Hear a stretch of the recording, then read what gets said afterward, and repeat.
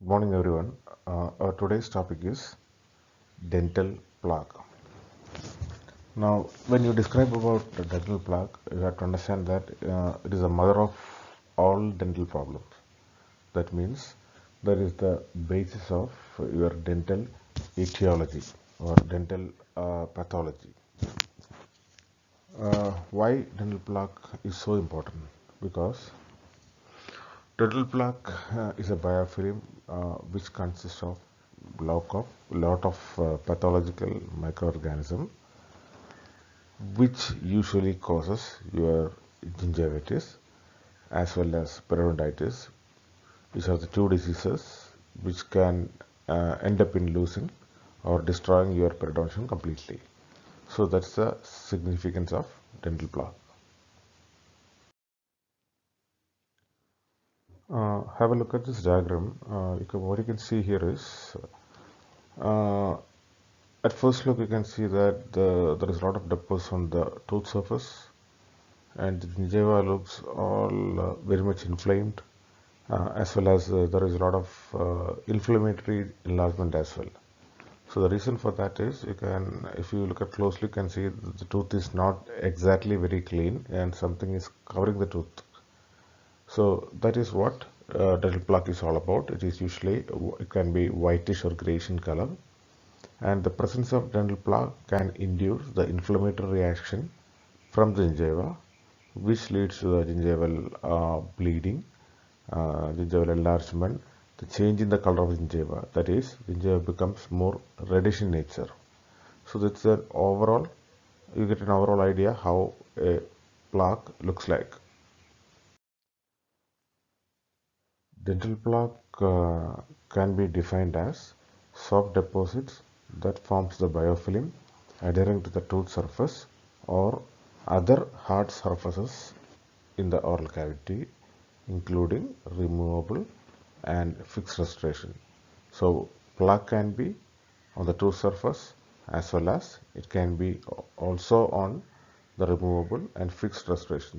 That means it can be on your denture, it can be on your fixed partial denture, it can be on your amalgam restoration. So anywhere, any hard surface, dental plaque can be accumulated.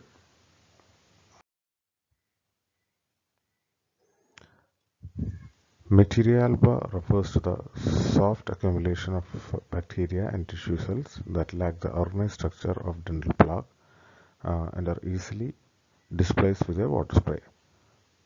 Visibly, it is somewhat similar to dental plaque when you look at the oral cavity, but the difference is it is made up of a soft accumulation of bacteria and tissue cells, and it lacks the organized structure of the dental plaque so that it can be easily removed. Calculus is a hard deposit that forms by the mineralization of dental plaque and is generally covered by a layer of unmineralized plaque. So calculus is nothing but old plaque. The plaque, it stays in the oral cavity over a period of time. It became mineralized. It becomes hard in nature, and it becomes calculus. Dental plaque can be broadly classified as supragingival plaque as well as subgingival plaque. The plaque which is found at or above the gingival margin is called as supragingival plaque, and it is the plaque which is in direct contact with the gingival margin is called as marginal plaque. Now, subgingival plaque is something which is found below the gingival margin, that is in the periodontal or gingival pocket between the tooth and the gingival suturar tissue. That is called as subgingival plaque. So usually supragingival plaque is visible to your eyes. Subgingival plaque being inside the pocket, it is not visible. Here there is a schematic representation of how plaque stays. You can see here there are different types of plaque. There is uh, here the diagram is mostly about the subgingival type of plaque. So you can see the gingiva, which is pinkish in color, and you can see the tooth surface, and there is an underlying bone also. So here in the subgingival plaque you can see the tooth, something called as tooth attached plaque, that is the plaque which is attached to the tooth surface. Then we have something called as unattached plaque, where the plaque lies in the sulcus. It is neither attached to the tooth or it is nor attached to the gingiva. Then we have epithelial associated plaque, that is plaque which is attached to the inner surface of the pocket wall or the sulcus.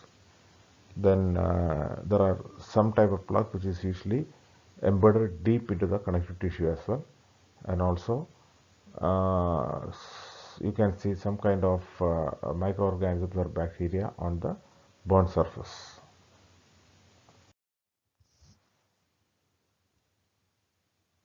Supragingival and tooth-associated subgingival plaque are critical in calculus formation and root caries, whereas tissue-associated subgingival plaque is important for soft tissue destruction. That is, plaque which is attached to the tooth surface, supragingival plaque. Obviously, the supragingival plaque is attached to the tooth surface, and that is very critical for calculus formation and also some kind of root caries. Whereas the plaque which is attached to the soft tissue, that is the inside the soft tissue wall, which is more responsible for soft tissue destruction.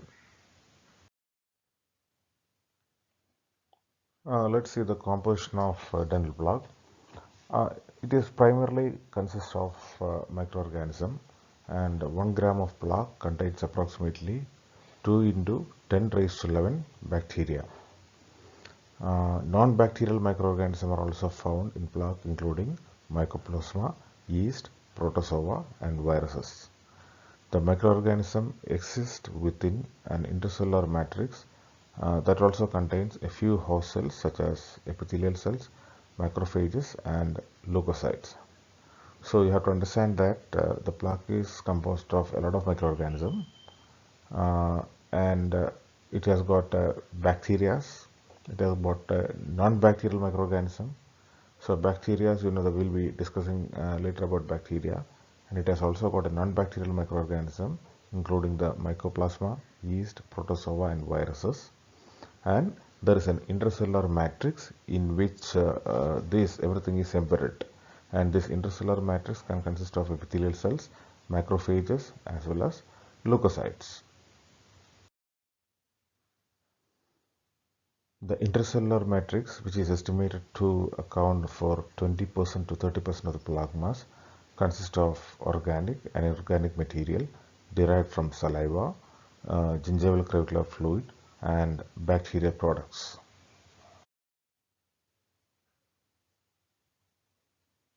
The organic product components of the matrix consist of polysaccharides, proteins, glycoproteins, and lipid materials, whereas the inorganic components consist of calcium and phosphorus with trace elements of other minerals such as sodium, potassium, as well as fluoride.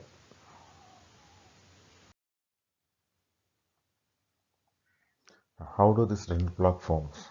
So dental plaque may be readily visualized on the tooth after 1 or 2 days with no oral hygiene measures.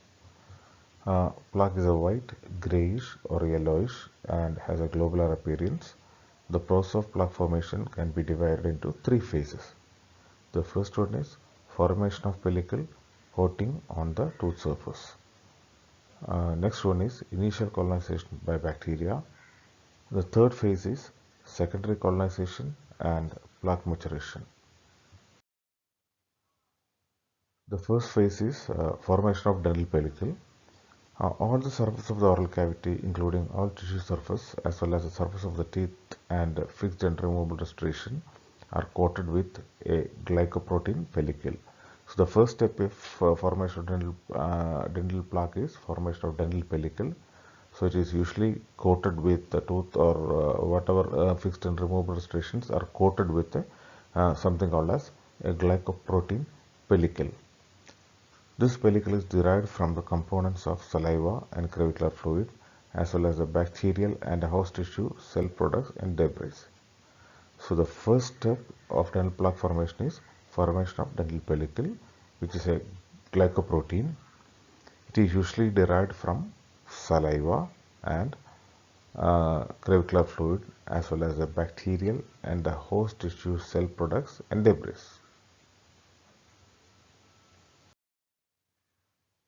These pellicles are usually formed by selective adsorption of environmental macromolecules.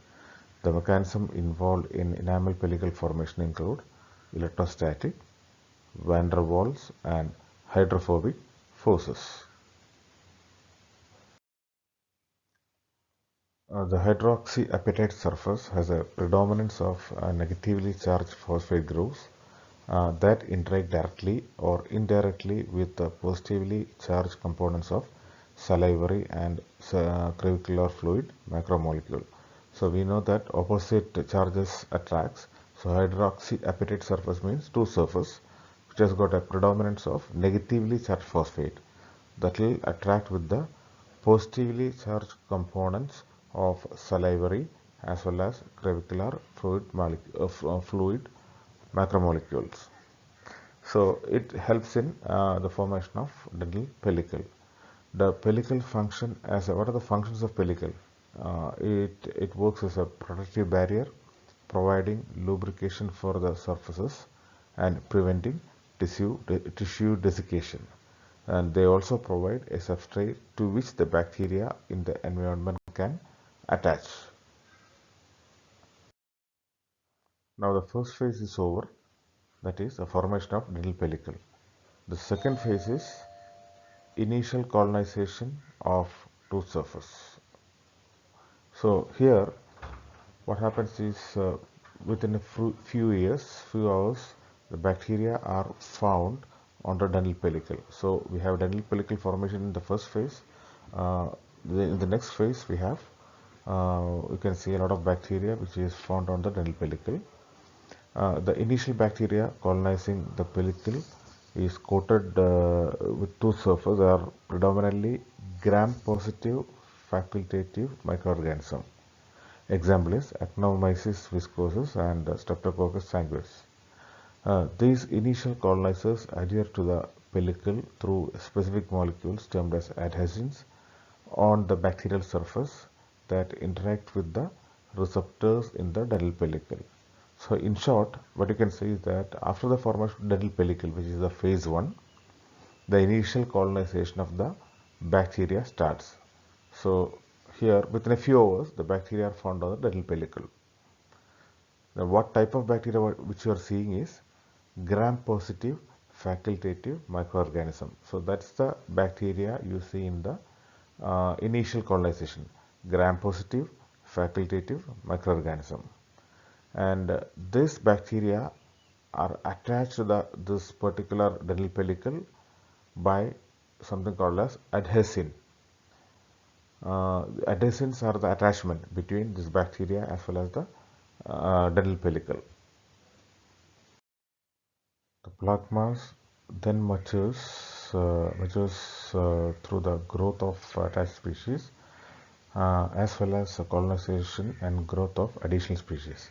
In this ecological succession of the biofilm, there is a transition from the early aerobic environment characterized by gram-positive facultative species to a highly oxygen-deprived environment in which gram-negative anaerobic microorganisms predominate.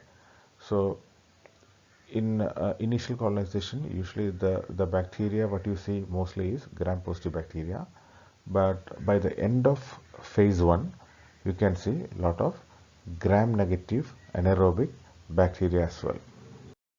And the third phase of dental plaque formation is secondary colonization and plaque maturation. Secondary colonizers are the microorganisms that do not initially colonize clean tooth surface. So they come and attach on the already occupied surfaces. The bacteria here are available are Prevotella intermedia, Prevotella loci, Capnocytophaga, Fusobacterium nucleatum, and Porphyromonas gingivalis. Now the importance of this particular bacteria are they are all highly pathogenic and they can produce gingival as well as periodontal diseases. So these microorganisms adhere to the cells of the bacteria already in the plaque mass.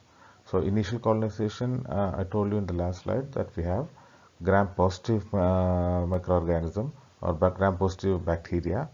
Here we can see a lot of gram-negative anaerobic bacteria.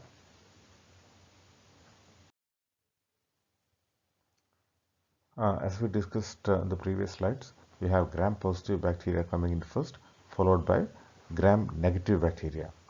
Now, the ability of different species and genera of plaque microorganism to adhere to one another is called as co-aggregation.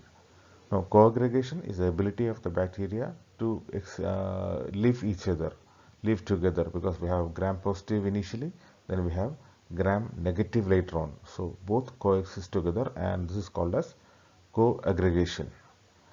So technically this process occurs primarily through the highly specific stereochemical interaction of protein and carbohydrate molecules located on the bacterial cell surfaces. So this is the primary reason of co-aggregation, that is because of the highly specific stereochemical interaction of protein and carbohydrate molecules.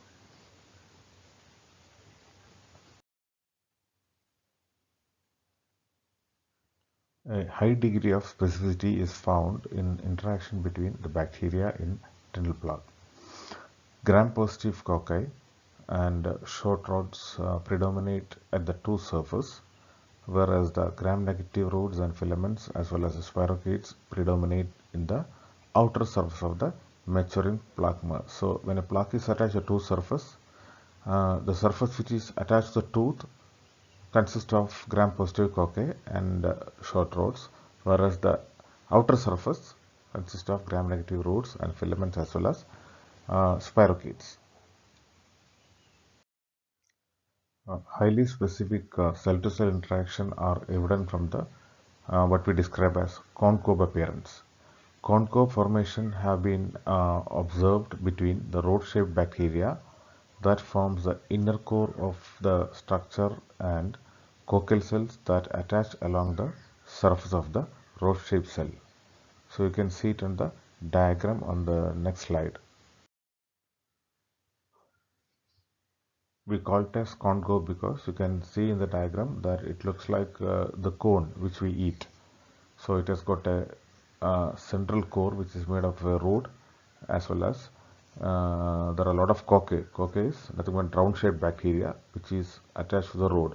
So it gives a cone appearance. That's why we call it as corn cob appearance.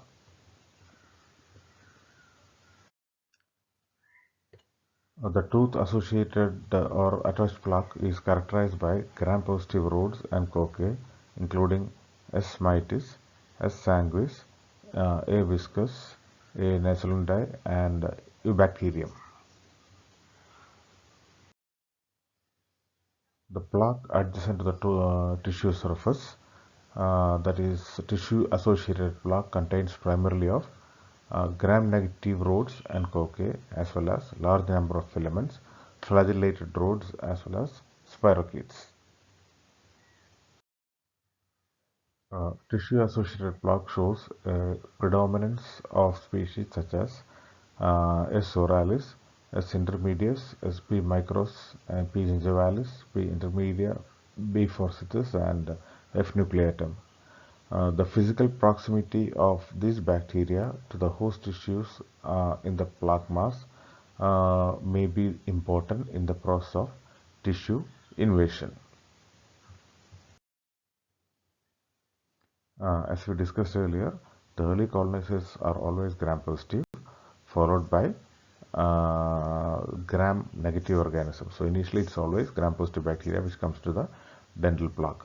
So here the early colonizers, they use the oxygen and lower the reduction oxidation potential of the environment, which then favors the growth of anaerobic species. So the environment itself helps in the growth of anaerobic species, because the early colonizers, gram-positive organism, they use up whatever oxygen is available. They finish off the oxygen so that it favors the growth of anaerobic species later on. Gram-positive species used sugars as energy source and saliva as carbon source. So sugar and saliva. So sugar for the energy and saliva for carbon source. The bacteria that predominate in mature plaque, that is your secondary colonizers, are anaerobic. That means it doesn't need any oxygen to survive, and it is as well as asaccharolytic. That means it doesn't need sugar also to survive, but they get the energy from amino acids and small peptides. So that's how they survive. Their energy source is amino acids as well as small peptides.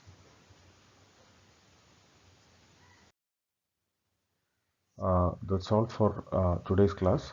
Since it's a little bit long topic as well as a very important topic, so we'll take it into two parts. So this is for the part one. Just go through it carefully. You have to read carefully because it can be a little bit confusing. So as soon as you get this slide, you just go through thoroughly so that you understand the basis of how plaque forms. Thank you.